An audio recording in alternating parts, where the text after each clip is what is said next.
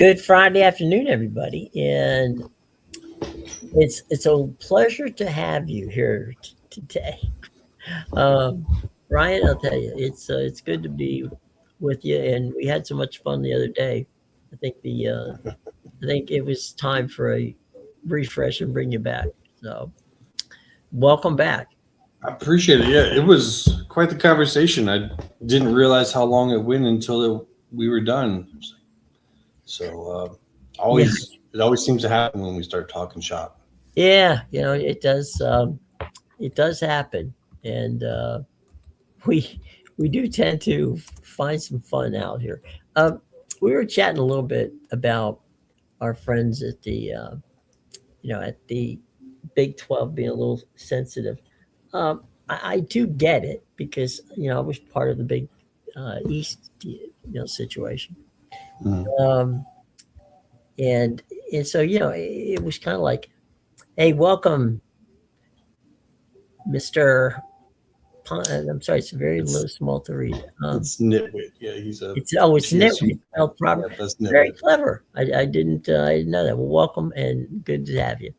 Anyway, the the thing that I thought was curious, with the PSD reference, was it? Yeah, I mean, you don't want to see a conference go down the tubes, and uh, and we watched it in real time. Uh, and I think that's the key here is the divorcing themselves or what I do from what they want. Okay, Mhm. I'm giving you information in real time. Now, does that always work out? That would be what I'm giving you in real time comes to fruition. Probably, I would say 50-50 sometimes on what it is. But I try to if I go on speculation, I try to go and say and specifically say this could happen, blah blah blah blah, right? Mhm. As opposed to saying this is gonna happen, Yeah. and I think that's this morning I posted a story saying that the main targets for Big 12 expansion is Virginia Tech, Louisville, and UConn. I mean, it's not like I made that up. you know, I went out and I talked to people within the conference who said if we had to pick, those would be the first three that we get. Right. You're saying like this is who the Big 12 is looking at, saying, "Man, this is who we really like." Right. Today. Sure. Right. Yeah. That could change over the weekend, right? Or it could change before we end the show. But the fact of the matter is, it is what it is. I mean, You're reporting what they're telling you. right, in real And time. and I try to I have a, if I could interject this real quick Take and your you keep time. going. Take, What I try to say to folks to help them understand this, because I think like sometimes I get a little bit critical of what comes out in the media because that's what I do. Like I Mhm. analyze, but I tell folks, but you can't really go after most of these media folks for what they do because their job is to get access and to tell you what these folks are talking about. Now, sometimes that's real, but sometimes I make the comparison to the NFL draft. Mhm. Like, because it's a short term thing. It's fun. Everyone has fun with it. Everyone gets it. Like, folks in the NFL are kind of playing a little misdirection game with what they're putting out there, and everyone gets it and everyone has fun. And it's not as much fun in realignment when that's the case. I get it Mhm. because it's long term. It's been slogging on, but Right. people need to realize that happens, and that's not like your fault as a reporter. No, no, and sometimes you're given an assignment, and I'm basically a columnist, so I really don't always get it.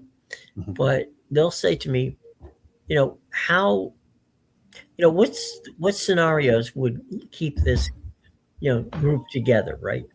Mhm. Whether it's the Pac-12 or the ACC or whomever.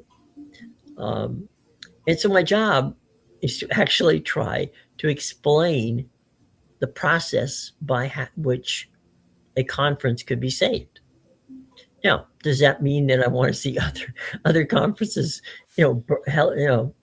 fade away? No, I've seen two conferences where I've worked on, on their games, the Big East and the Southwest Conference, go by the wayside. Um, so I'm a traditionalist. I kind of like not seeing that kind of stuff happen. Sure. That doesn't mean, however, that I'm against someone else. I mean, I have absolutely no, um, bias one way or the other for, about the Big 12. Thinking, I wish them well. I think Yormark's a smart guy. He'll figure it out. But And for the go Big ahead. 12 folks, just some context there. The whole Big 12 versus Pac 12 thing was a thing. Mhm. And for some listeners, they may not have even seen it because it played out in certain places, like on X and other social media. And so there was a whole lot of no one would ever join your conference. No, they took a lot of flack largely from Pac fans, but from Right. others as well. And so then the way it plays out, kind of very different than how some people were saying. So there's like a vindication there. So Yeah. they're very, they went through that was for a pretty long period of time. It's almost 2 years. So that's when I say there's a bit of a PTSD there involved. Yeah. It's not to like downplay other forms, but a little bit. Like they went through that, so they're very kind of defensive and about when anyone's saying, "Oh, you're not good enough for this," or "Oh, we're going to take from you." Right. They've been through that, so Well, you'll get a certain reaction. yeah, the hubris of of the Pac-12 killed them. It's just that was part of the problem. It was, whenever ESPN and Fox offered them, whatever the cash was, there were a number of different reports. Uh, Kliakov couldn't sell it because they weren't into buying it. And at the end of the day, they we've talked about this before. They ended up with the Big 12 scoring for former members. The argument or discussion that I've had this morning, for whatever reason, is that there's been a number of people on X saying, well, we didn't really need Cincinnati, Houston, UCF and BYU. We should have just sat back and waited. We could have gotten more. And it's like, okay, that might be what you think would happen, but I was there in real time, and Bowlesby was fighting for his life. And that addition of those four schools at least stabilized the conference. Because if he didn't, he was probably 30, 60 days away from losing a ton of people. He might have. I tend to think also he had to be thinking about his network deal. Yeah. You don't think he picked up the phone and talked to ESPN and said, Yeah. "Hey, look, guys, here's some. How bad are we going to whacked? Okay, if I add these four schools." And if you remember, Bowlesby went before the Texas legislature. I'm not sure what it was, a committee or the whole legislature. I'm not sure what the committee was, but anyway, he went and testified and said that by gaining these, four schools to go with the 8 schools they had left, that his estimated value by ESPN and Fox was about anywhere from 22 to 28 million per school in a new deal. Now, had he just been there with just 8, there's no way in hell that people are going to tell me that they would go and raid, either the Pac or the ACC. That was never going to happen. Yeah, I'm not sure who they thought they would have pulled because, by that time, They had no pack leverage. the pack was pretty gone. Like they took there was Washington State and Oregon State left. You could take them anytime. No. What I'm talking about is You talk about early when Bowlesby took that, right? Yes, after that, he got those four, but on the left. Like you're not taking any of the pack before, like what happened with the Big Ten. No, that's my point. Yeah. So SC and UCLA leave. Okay. Mm-hmm.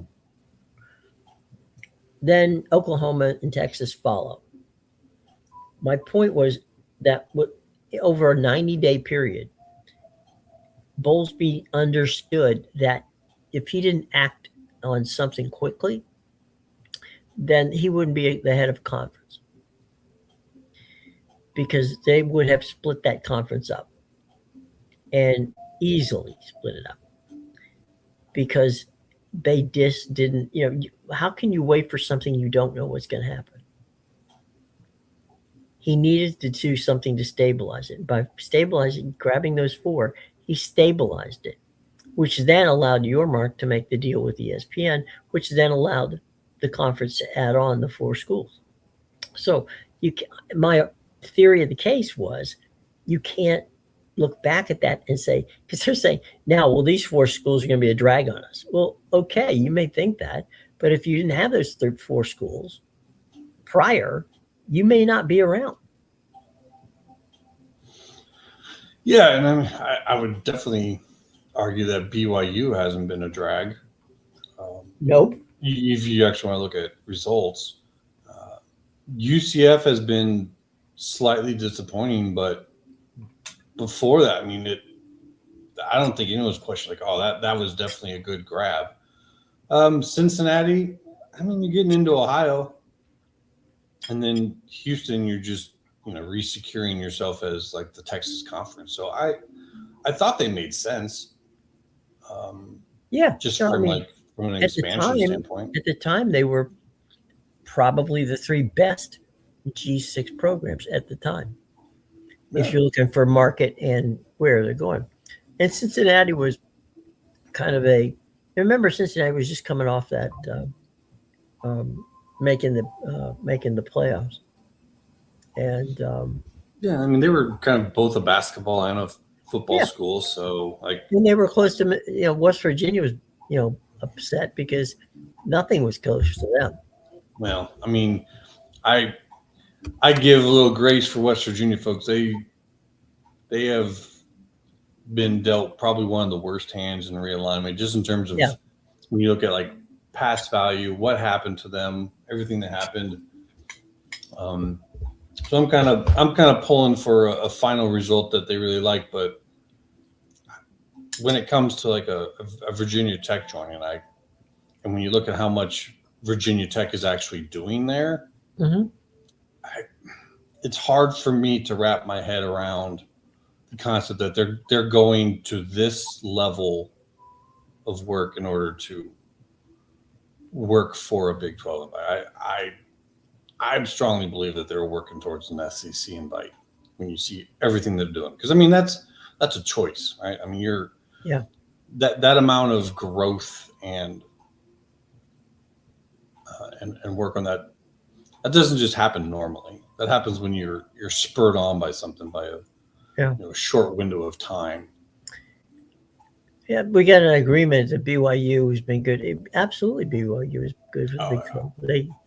You can't, from a branding standpoint, if you've got people and alumni bases all over the world, you've got a following. And they brought, of the 4 that were entered early by Bowlesby, there's no question that BYU was the most valuable. Yeah, and honestly, they really should have been among the ranks sooner, much sooner. Mm-hmm. But they faced some issues out west, and ironically, some of the schools that they faced those issues from are with them. I think might now, some of them are with them, but also some of them might now actually want BYU, but for different reasons. Mm-hmm. if that's a decent lead in there. But yeah, Well, I've never really gotten the questioning of it. I Big 12 folks, that's another thing they get very sensitive about. If you talk about any kind of bringing up any more G6, yeah. he's very defensive about it. Like I look at USF and I say, I don't know how you don't look at that program and think that's already like a P4 ready program. I mean, when I look at their players, Mm-hmm. they don't even really look like a G6 lineup. I mean, I see them lining up against Miami or Florida, and it's like kind of looks similar. Brand new stadium. Mm-hmm. Brian Hartline is coach. Solid administration. I don't think of it as just another G6 raise, but the folks in that conference, that's a sore spot. So it Yeah. just is what it is. Okay. James Franklin. Absolutely. James Franklin is a great recruiter. Um, he was a good recruiter at Penn State. He was a good recruiter at Vanderbilt. He was a good recruiter at Maryland when he was there with Ralph Friedgen. Everywhere he's gone, he's recruited. Um, I think if you have any question about James Franklin, who happens to be, in my mind, a very good coach, the only thing I would say is that James' problem, if he has one, is certainly not for me to criticize, but his game coaching has been his problem. It's not been his recruiting. It's been his game issues. But he's still, he was successful in the Big Ten, and he was successful in the SEC. No reason to believe he won't be successful at Virginia Tech, which is also a very uh, um, undervalued school. Yeah, I think he realizes like that's a following that is just kind of hungry for some success, and I think James Franklin is 100% going to bring them that. Mm-hmm. They're not like when he was at Penn State, high expectations. I thought he did great, but not quite good enough in what was wanted, and it was just time. Probably should have been time because it seemed like it just kind of flamed out there at the end. Just a lot of stress, probably like internal stuff going on. But hey, he got this opportunity, so this is probably the right time. But Yeah. I think Virginia Tech is probably going to be more competitive than most people realize because it's been a long time since they were. Mm-hmm. So I think a lot of younger folks don't realize what Virginia Tech has the potential to be. Well, I go back to Beamer ball back in the day, and year in and year out, they were a pain in the neck to a lot of big programs. And I would say that, philosophically and game day wise, Virginia Tech's very much like West Virginia. They're a small town in Blacksburg out there, Mm-hmm. but they get a very strong pull from that Northern Virginia corridor between Blacksburg and DC. So they're doing. James Franklin's in a very good position and probably will be very successful there. Yeah, I personally think so. I think they've. Plus, I tend to try to look at investments and things done, and when you see those happen, when you're looking at a program like that, you can't really anymore look at the past in terms of how well you think they're going to do. And the best example I think to use in order to get a bit of an understanding of what they're doing there would be Georgia Tech.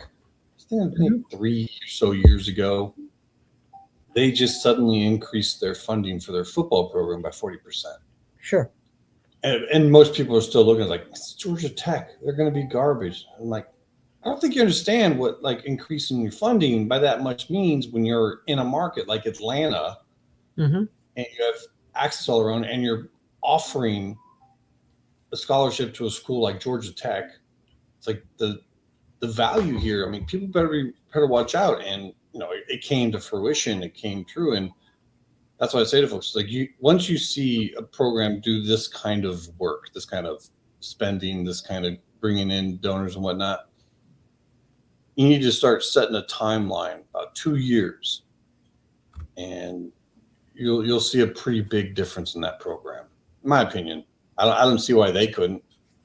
Georgia Tech did it, so I fully expect them to be a Virginia Tech of old here within 2 to 3 years at least. Yeah, I wouldn't disagree with that. We have a couple quick questions here. What's still don't think the Big 12 is totally safe. Piece together different types of institutions. I don't know that they're not safe. I don't see that right now that anybody's going to get picked out of the conference right now unless something happens. It kind of feels like, what's the cost going to be? Like before, Yormark has now created, and everyone agreed to, this new grant of rights, which is long term. Like there's no valuation on it yet. It's just like, you just know it's going to be expensive. Whereas on the ACC side, once they got their opt-in from ESPN to 2036, they're like, okay, let's figure out what it's going to cost everyone to leave. Like, they kind of half opened the door. I mean, due to that agreement, you can go and talk. Like, there's no such thing as tortious interference now. Right. You can just go and talk. So for me to make the comparisons, it's not like the Big 12 is stronger. It's so easy now for Big 10 and SEC administrators, conference officials, to just go and talk now to these guys. Like, this is what we want to see from you. This is what we want. That's why I point to the Virginia Tech stuff so much, because literally the SEC headquarters could be there saying, well, we need to see you do this, we need that, and then we think we can get the vote for you. And then boom, Virginia Tech's off to the running, getting in all these big new donors, spending the increases, talking about renovations to their stadium, get the big coach, spending the money on the NIL, doing everything that you would have to do if, say, the SEC was right there telling you what you're going to have to do in order to get, the potential vote. That's what's so important about what the ACC has done, is you can get that direct feed. Here's where one of the things I think people misunderstand. The networks don't tell you what to do. All right. Yeah. The conference can come and say, hey, if I have this team and team X, team Y, team Z, right? Is that going to be, are you going to see that as a value add? Okay. Sure. And some networks would say, yeah. Other networks would go, But you have to be careful with that too, because now you're basically telling the network, we're going to take away value from this other asset of yours. That was where I was going with that. Okay, yeah. So they don't want to do that. There's a lot of people who think networks have a great deal of sway, and it's not really true. They will sit down. Like for ESPN, sat down with both Yormark and Phillips and others, and they've talked about, well, if this is, again, the conference saying, if we add this, this, and this, what's it going to get us?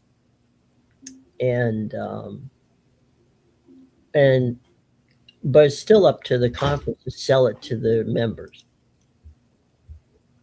It's not on the network side, and the network's not going to tell you to move A to B.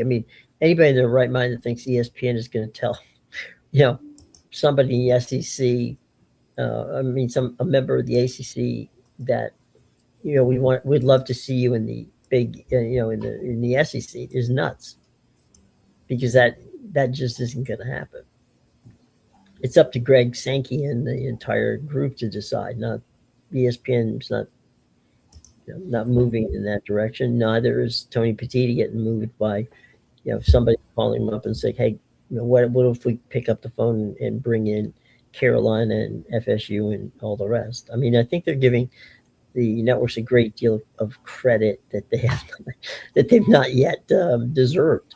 Um, they will give you an evaluation. That's all they give you. That's the way it works. If you come to them and ask, they'll tell you, well, sure, you'll be worth more. They won't tell you how much more, and that's where I think the interesting thing is going to come down in these upcoming deals. Because to be honest, people are also under the false impression that networks have limitless budgets, and they don't. And the problem that college football is about to see is if this NFL deal gets what they want, which is between 150 and 200 million dollars per franchise, there's not going to be a lot of money to spend on other content. Does that mean that they won't spend on college football? No, that's not what I said.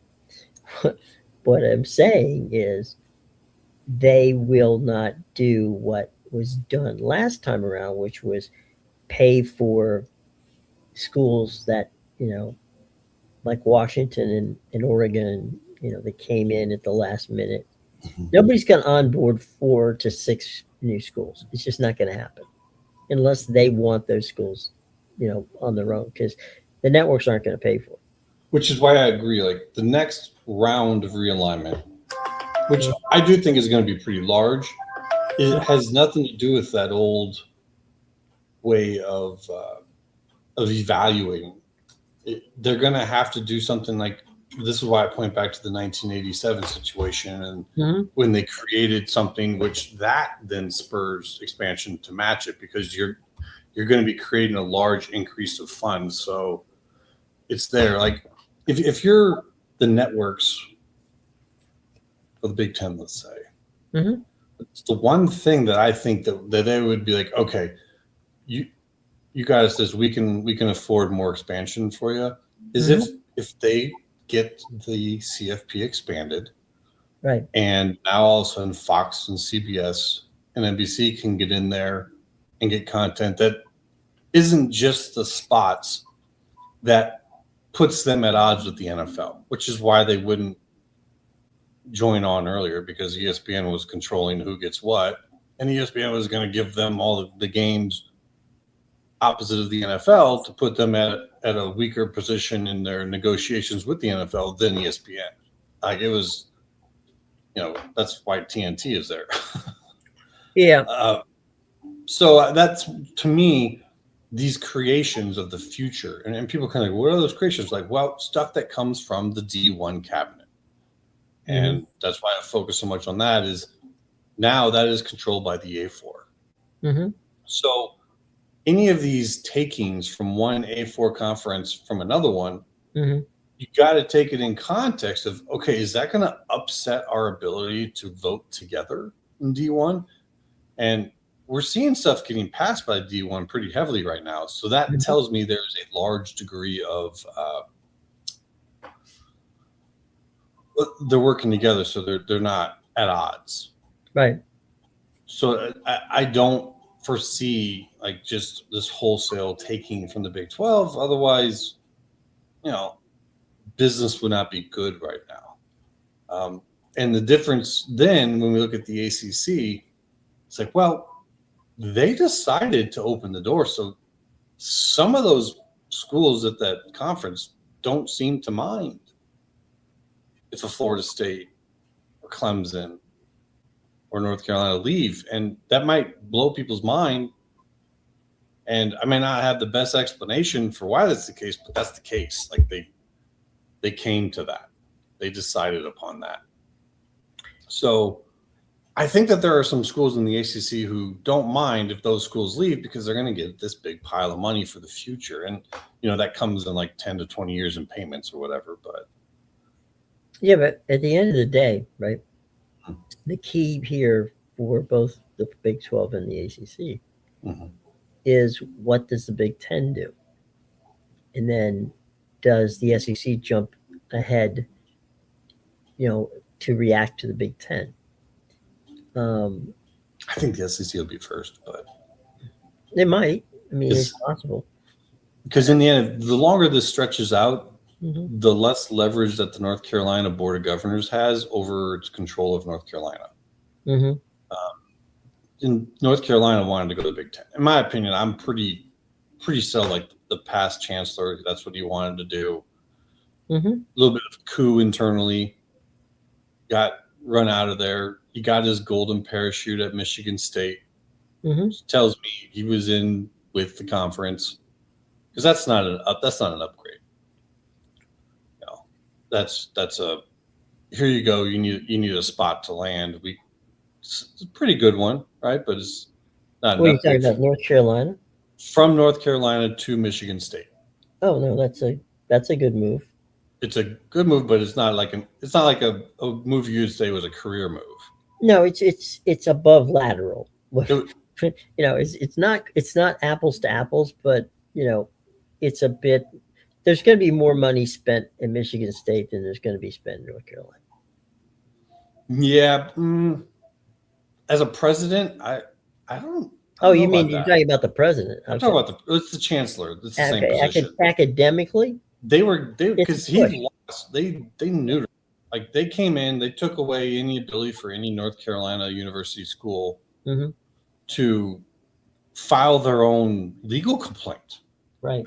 They took away their ability to decide their own, decide their own realignment fate. Mm-hmm. So, they did that, and then boom, he's out. He's going there. It pretty much smells like kind of like coming in and a little bit of a coup. And so I'm personally of the mind that you've got a period of time for the SEC where it's like, if you can offer the North Carolina Board of Governors what they want, they'll say yes to you. But if it holds out for too long, then they might just see like, well, it's best for North Carolina than at least one of our schools moves up, because, they still have to think about like all the aspects they do, like the drop-off in students or whatever, and mm-hmm. and maybe North Carolina being in the BTAA, just having the money to do what they're trying to do there with their coaching, with like trying to be a two-sport school, basically, is what North Carolina wants to be. That's going to be really hard to do in the ACC. So I personally think that this all starts off with the SEC in North Carolina.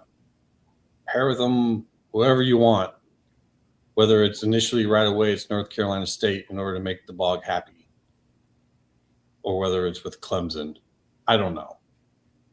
But that's like the one that I think is pretty sure, is that the SEC has a very limited area that they can expand in by their own choice. Mm-hmm.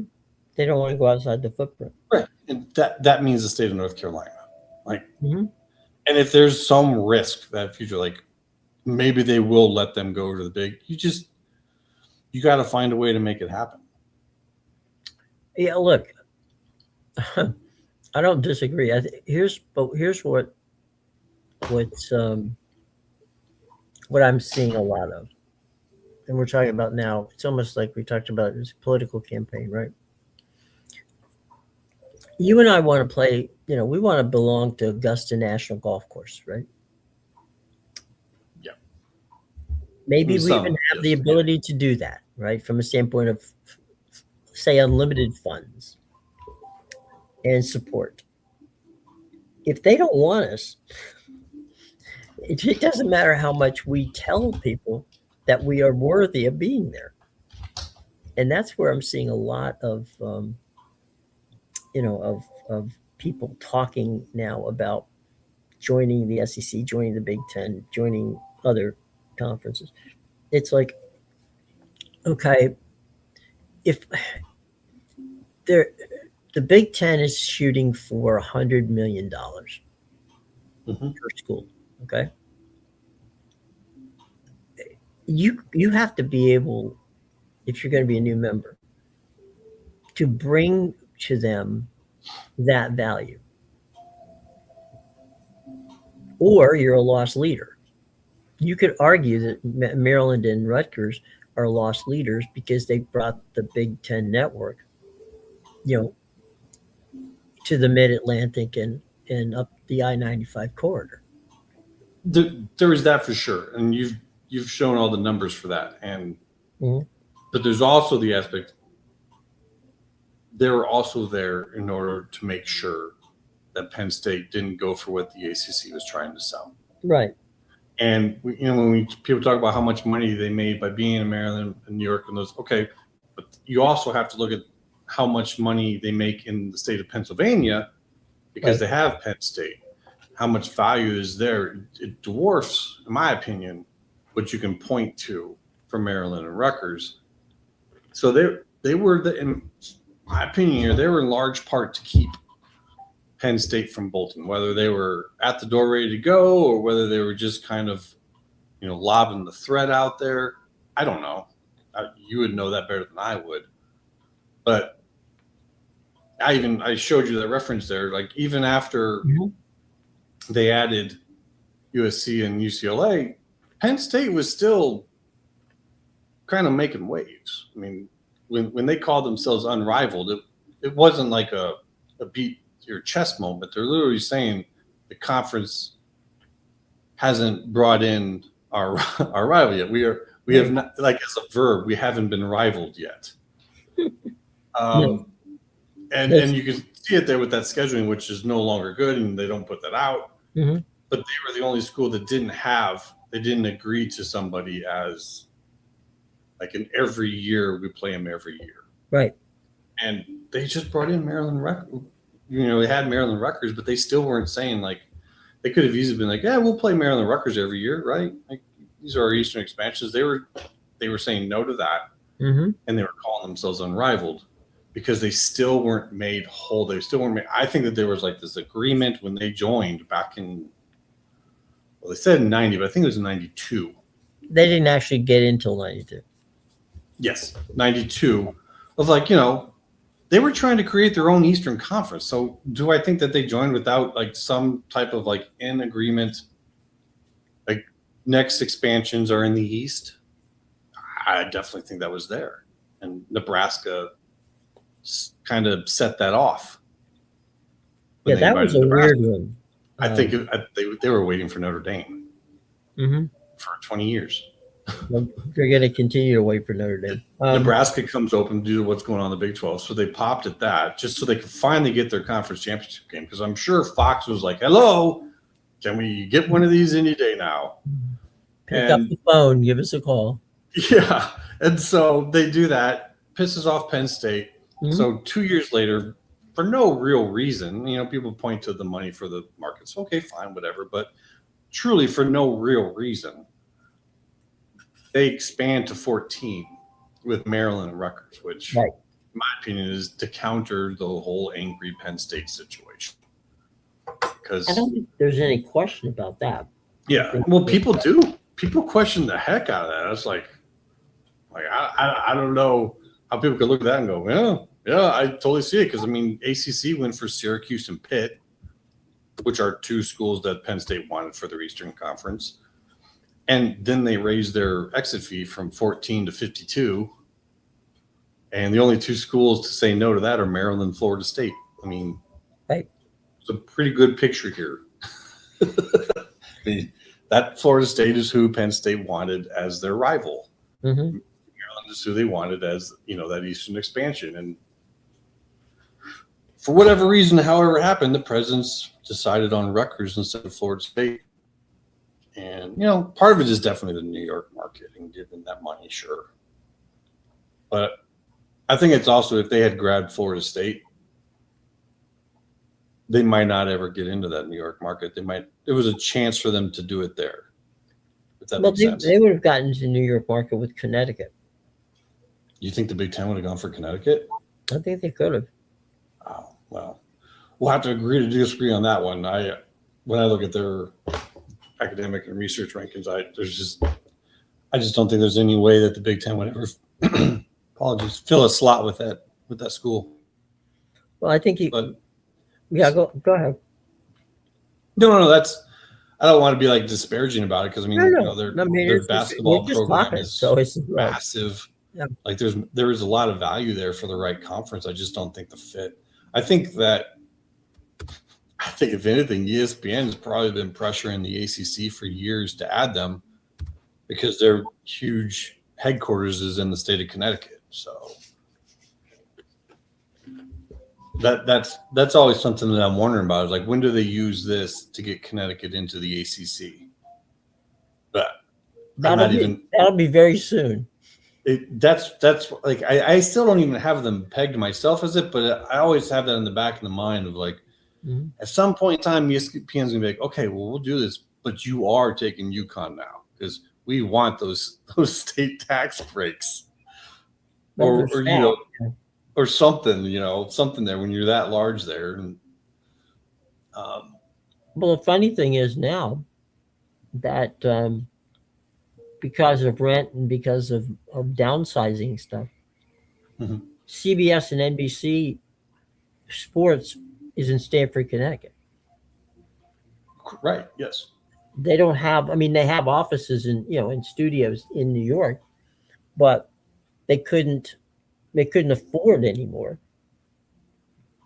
to keep the amount of office space at 30 Rock and over at West 57th Street where CBS is. They needed to get that. They needed to get the sports guys out and to get in news and entertainment, as opposed to having our sports department take up 4 floors of Rockefeller Center. Yeah, I still think though that like if NBC is going to take any type of position with the Big Ten, they've been pretty clear. Like we need some better matchup content for the window in which we're in. And I think one of the biggest problems that they have with the Big Ten is, as far north as it is nearing the end of the season, you're getting worse weather, and that slows down games. Whereas, if the Big Ten was to get down to the South, whomever you want to say, it opens up that chance for like NBC with the late window to have some games that are maybe a little more high energy. So that's why when I look at where I think NBC would want to push them, that's where I think that they would push them. And to a degree, CBS as well. CBS is going to want good matchups too, because even if NBC gets good matchups now with that opens up other matchups to CBS because they don't quite have enough top level matchups. Although I will say the Big Ten is getting better across the board. Having 3 major networks like that as partners means they're going to be pretty demanding.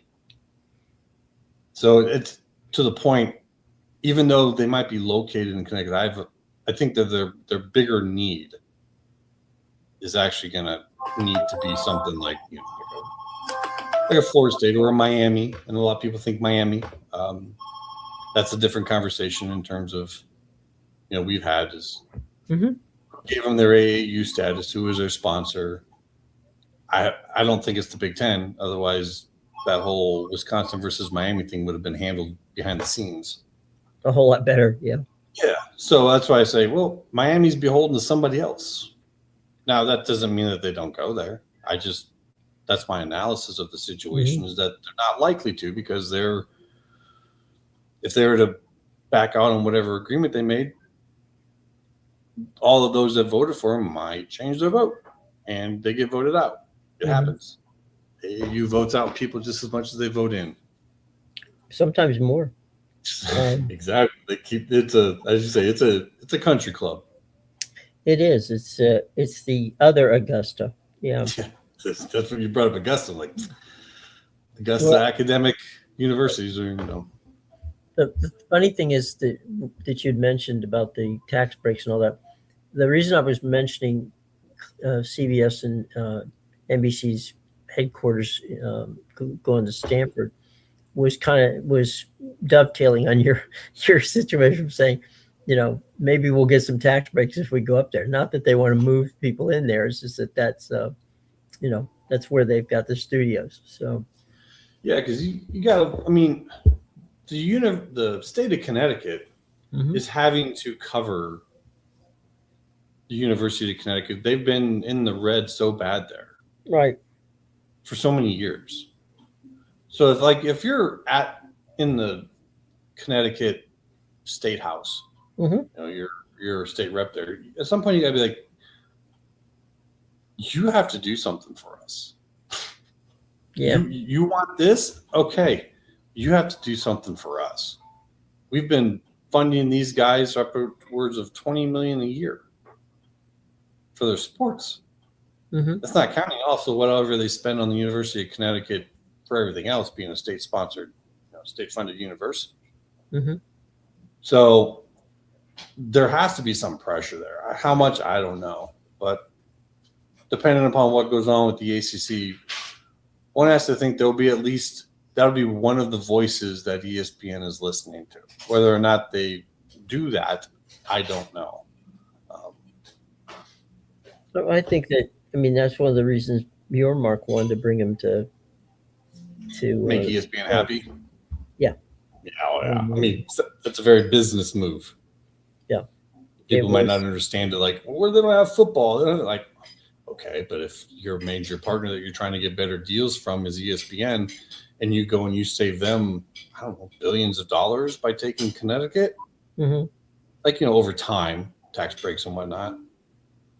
I would say that they'd be pretty happy with you. They would be more than happy with you. Right. So that I would argue that was actually maybe the best part of them had they taken Connecticut, more so than the basketball programs.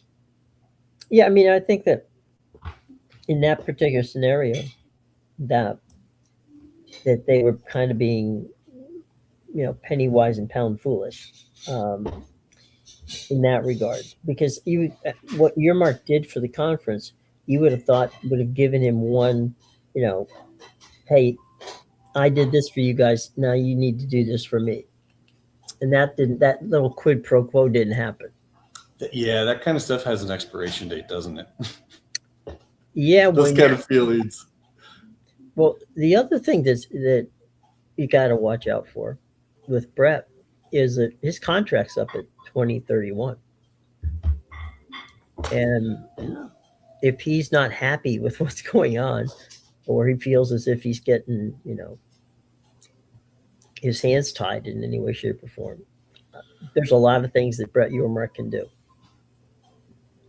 The professional world to the Big 12, which honestly I thought a genius hire. I thought hiring Yormark, and plopping him down, in that neck of the, part of the country, which is a part of the country he was not at all, understanding of. I thought that was a bold move on their part. Definitely showed the change in their mentality in terms of how they were going to approach the future. I mean, they got it. They knew where they were, but things have settled a bit. And I would say one cannot overstate how big of a deal it is that I think that the A4 are now working together ever since August. August was the date when the new weighted votes for governing D1 was passed. Right. When that passed, I noticed it even with media, and this is something I would like to hear your take on. Sure. But I even noticed a change in what media was saying. Like before that, all I saw was P2 this, P2 that. They're going to do this, they're going to do that.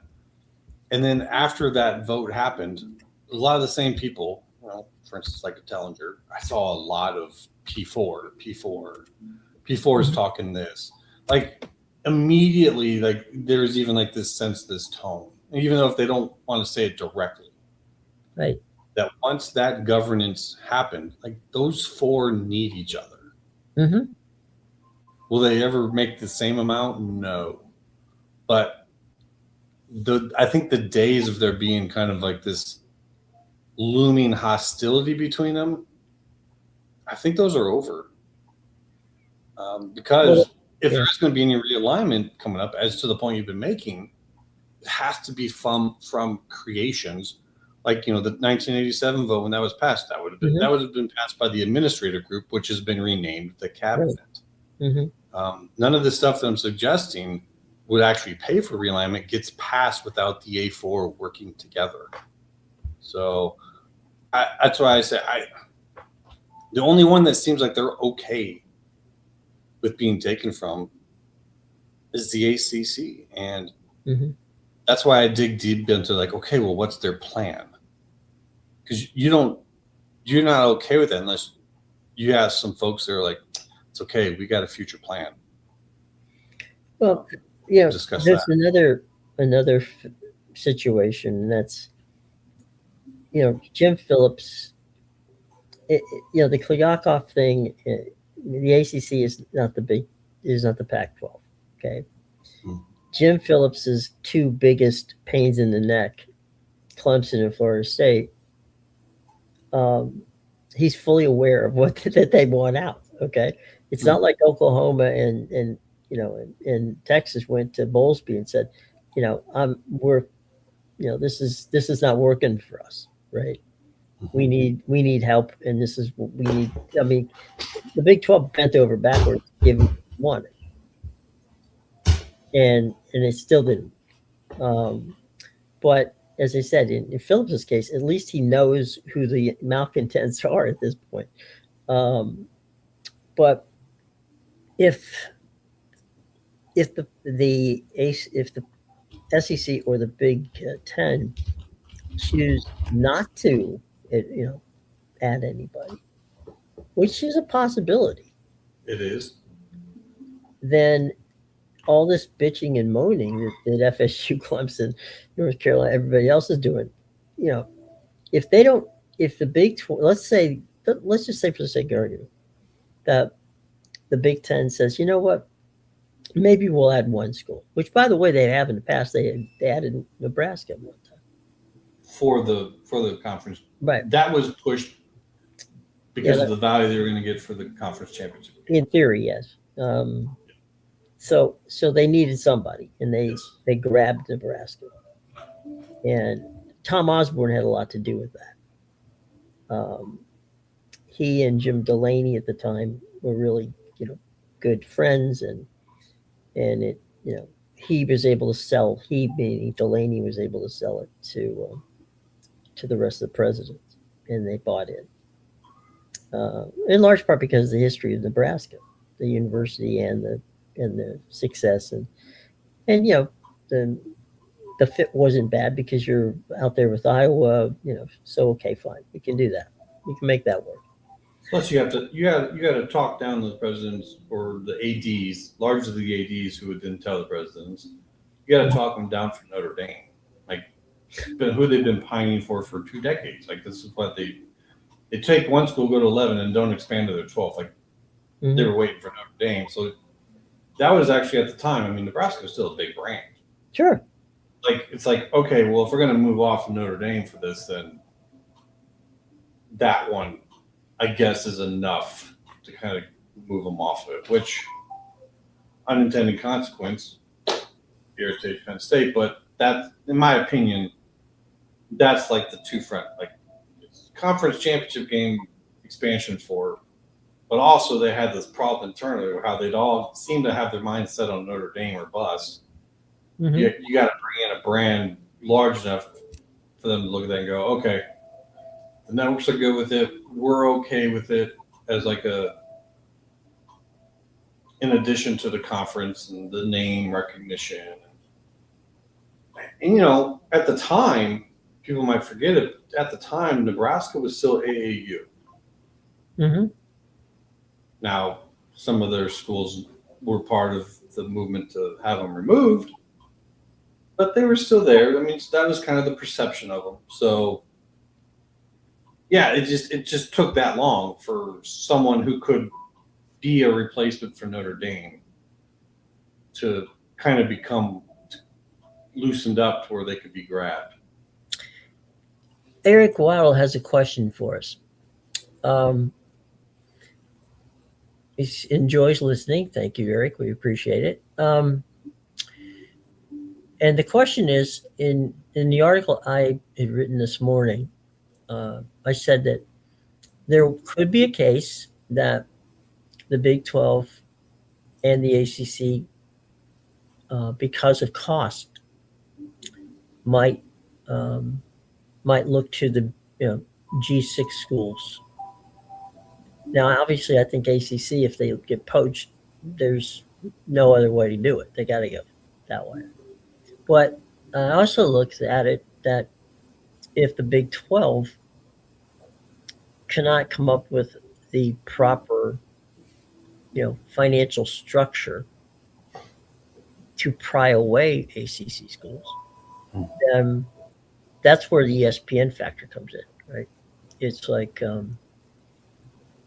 do we keep our value, meaning the ACC's talking, if we add XYZ schools from G6, um, while the Big 12 wants to get more money on their end too, that there might be a mix of maybe one or two ACC schools and one or two, G6 schools.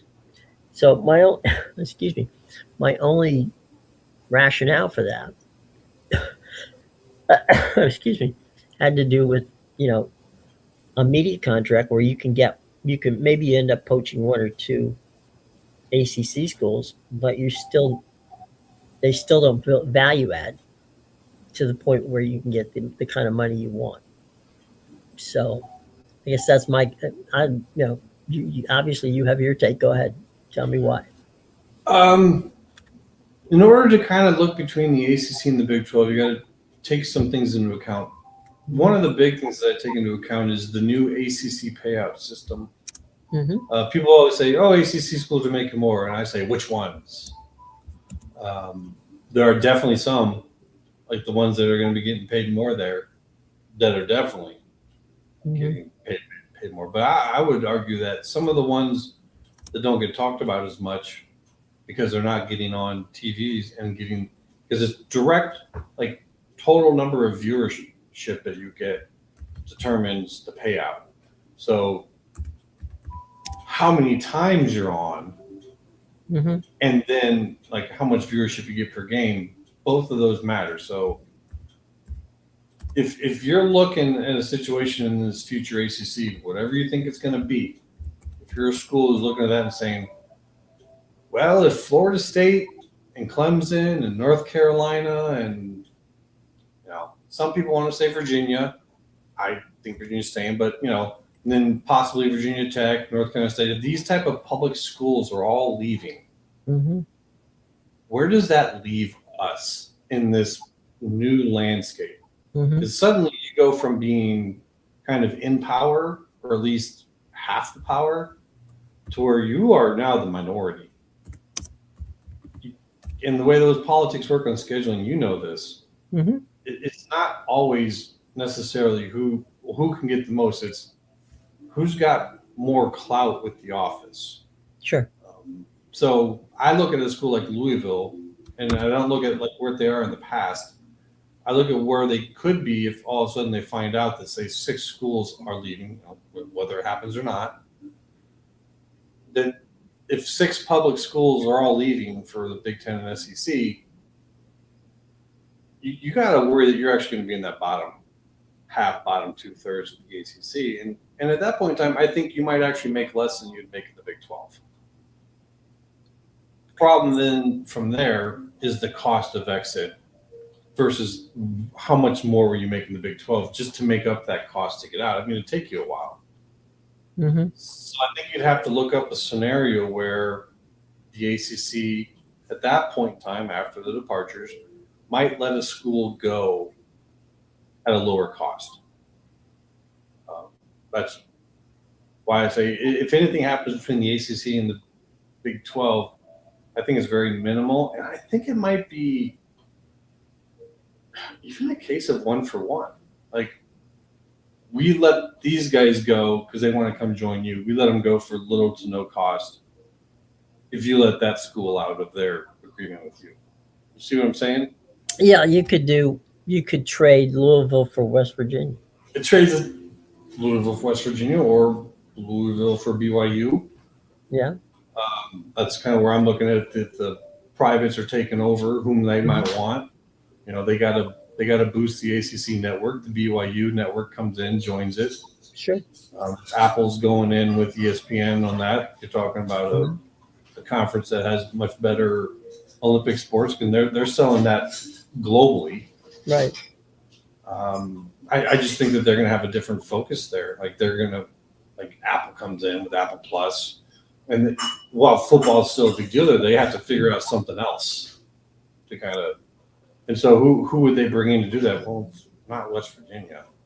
As much as that makes sense, like locally, regionally, like a lot of sense. And I think and then BYU, how do you threaten to get out?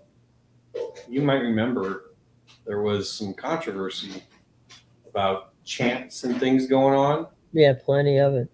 And the fact that also the Big 12 didn't put the Utah BYU game on rivalry weekend. I just think that rather than possibly having something that gets real contentious in public, you just cut your losses. You say, okay, you take them, that's fine, we'll let them go, but you got to let Louisville go. And something like that. It's not a trade per se, but it kind of is. Yeah. Otherwise, I don't see much because, like I said, I think that they're all kind of working together. Like I said, I think any future acquisitions like that are going to be a little bit more like a business deal. Well, your issues here are kind of like what we're seeing is, for instance, we talked about NBC, right? And we talked about CBS, Fox, and all that. The excuse me. If you look at Thursday Night Football for Prime, right? One of their games, I forget which one it was, but one of the games this year brought in 31.7 million viewers. Okay. That means 37.1 million subscribers came to them. The NBC deal with the Big Ten has been an absolute cash cow for Peacock. So, the NBC, CBS, Paramount, and now they're Warner Discovery as well. So it's HBO Max.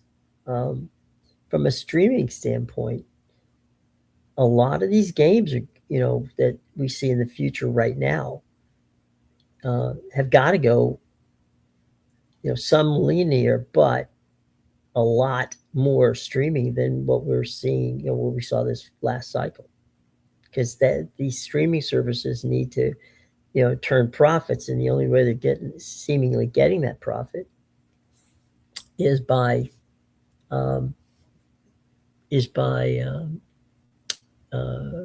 putting together the best possible group of people that they can. And seems to like Greg. Hopefully he'll be back soon. So that's where we are. We are where we are. Anybody else got some questions for us? I'll give you some answers, hopefully, out there. Let's see. It's okay. No, I don't. It's okay. I'm right. I don't think the B4 is going away soon. No, I think you're right. They're not. Nobody's moving in that regard when it comes to the 4. One of the things you're going to see is consolidation, and perhaps consolidation might be some sort of relationship with. Hi, welcome back. Sorry, I had a little blip there. That's all right. It happens to me all the time. And we were just talking before you left.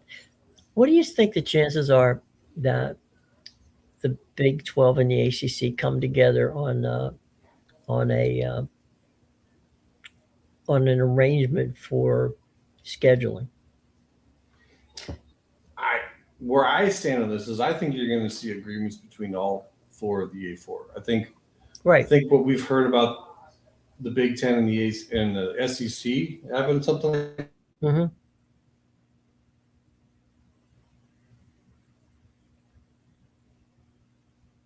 Having some mic problems here, I think, on the audio portion of our program. And hang on a second. Sean Miller's with us. Hey, Sean, how you doing? Hi, Sean. Oh yeah. Hey, how's it going? How's it going? Just Fine. wanted to check in and say hi. So yeah, we just pushed over.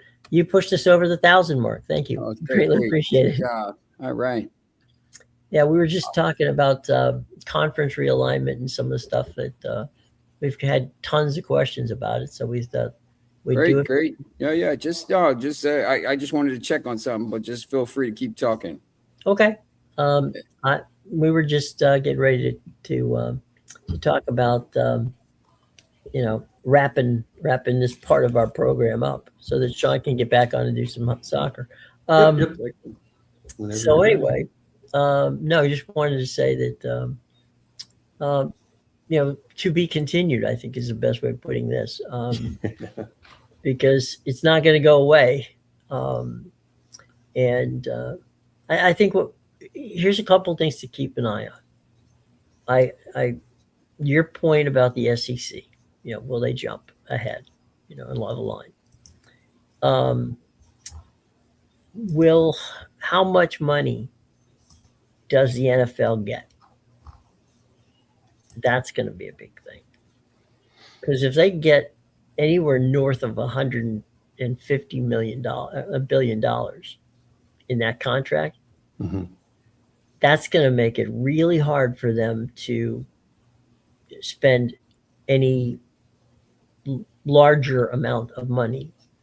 It's not to say they wouldn't give a bounce to the Big Ten or the SEC, even the Big 12, but don't look for them to be the guys who are going to write checks for you adding schools.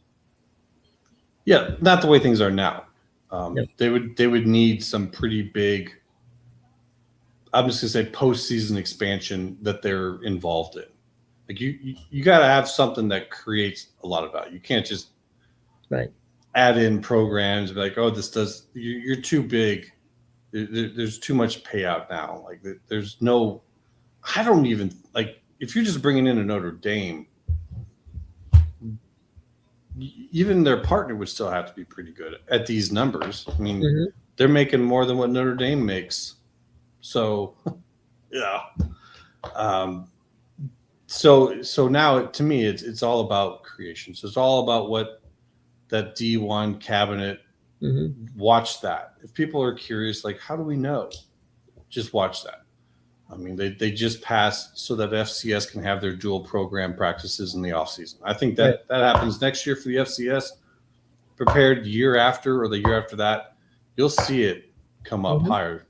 And that's one way to start raising funds. Like, exhibitions make way more sense in the preseason than they do in the postseason. Oh, sure. So that's going to become a big sponsored type of event. Like who's agreeing to have their practices against who, and then our scrimmage against each other. Those scrimmages are going to sell way more than the soap scrimmages that we've seen within each program, the spring games. So there's just a lot of stuff coming down the line. I think that'll pay for it. To your point too, I spoke to the guest we're going to have down the road here, who is in charge of bowl games with ESPN, mm-hmm. From a standpoint of how they create them, who goes where, that whole routine. And he was telling me that they're getting such blowback from sponsors, since so many kids in the last two seasons have opted out of these bowl games. And so you get a matchup of Penn State and Clemson, you're thinking, wow, that's a pretty good matchup. Well, you go in there and you got a program and you don't know who the hell's on the team anymore, right? It's like, wait a minute, what happened? It's like going to Hamilton, and instead of seeing Lin-Manuel Miranda, you get Scott Baio doing the job. it's not what we paid for, and so there's been some conversation about moving some of these games to week 0. Yeah, what I hear that, I see that, and I try not to be too long about this, but Mm-hmm. the biggest gain for the schools when it comes to the bowl games Mm-hmm. is the amount that they're getting paid to come and have their kids there for a week Sure. and Mm-hmm. do all the events. Mm-hmm. That's not happening if this goes preseason. Like there's no one that's going to have their kids go there for like a whole week to do that in the preseason. Mm-hmm. They're getting ready for the season. So the bowl apparatus situation doesn't exist unless it's in the postseason, and it's outdated there. So in my opinion, I don't think bowls move to the preseason. I think conference agreed upon matchups do, right? Like what you're talking earlier, like big in SEC, big in Big 12, big in ACC, all of them. Yeah, but they have to have their players show up. That's the point. But that's much more likely to happen in the preseason than right, because you're getting ready. So if I'm talking about like the OOC games in the future, once say the playoff goes through like a conference playoff portion, those OOC games are really going to have little to no value left in terms of the postseason. So you need big matchups to sell the tickets. It's early season. People are hyped. You can do it. It's entirely possible.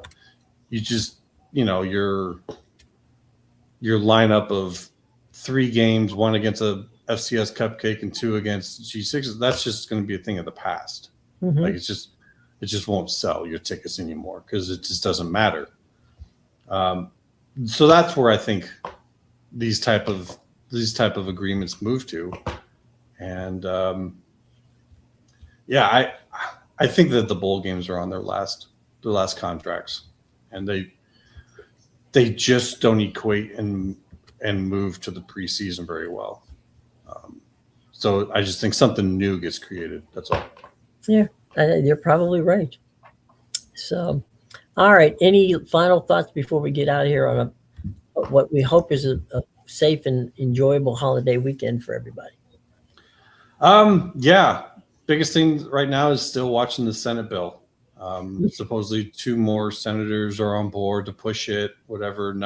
All this stuff. Anytime you see pressure like, hey, the chance of us getting this passed are up, it's meant. I think it's meant to put pressure on these guys to actually pull this trigger and get this done. Because the closer they come to doing that, the risk analysis goes up, and at some point in time, you're just going to have to. Networks are just going to have to bite the bullet and be like, we'll do this, but you have to create those new apparatus. So just watch the Senate and watch for D1 cabinet rules and things that they're passing after they meet.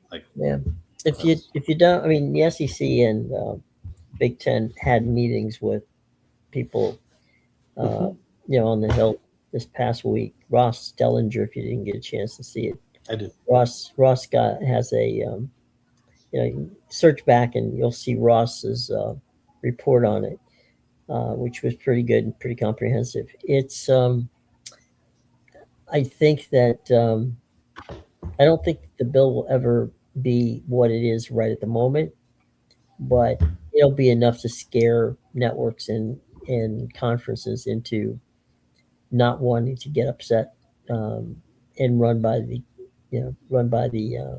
U.S. government. Yeah, I think eventually something will pass.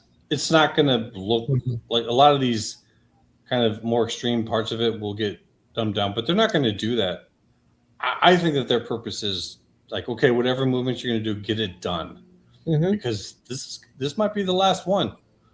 And so that's why I say we could see pretty heavy movement, and networks are going to have to look at that and go, well, we will want to do this at some point in the future, and if there's some risk that it can only be done now or maybe never, do it. We'll take now over never. Get now over never. We'll figure out how to make it work. If we got to do half pays, whatever we got to do, get the 24 passed, get your new subdivision passed, have the 2 tournaments in the CFP. So now we go from 12 teams to 36. These things will be what pays for it.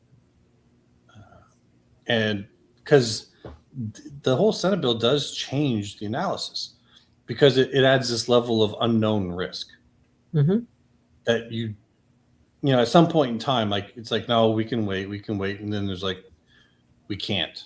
It's the risk. I don't know what that level is. I'm not, one of the professionals that has to evaluate this. But at some point in time, it becomes too much. And you go to your network partners and say, we need to get this done now. And then we figure out the rest afterwards. That's not how we normally like to do it, but we need to do it. Yeah, we have no choice.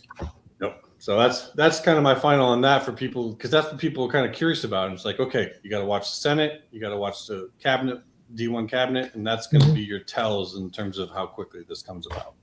There you go. All right, my friend, you have a good holiday weekend. Thanks for jumping on. You too. Absolutely. Always love it. Have a good show.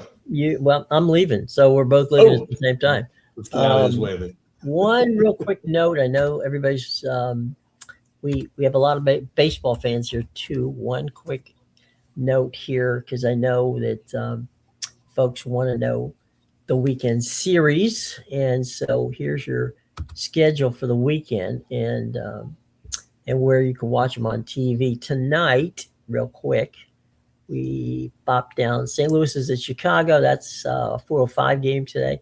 Pittsburgh is in the nation's capital for a 4th of July weekend series with the Nationals. Twins and the Yankees. Those games are being played up in the Bronx. Baltimore is at Cincinnati. Chicago White Sox are at Cleveland. The Mets and the Braves get together in Atlanta. San Francisco is at Colorado.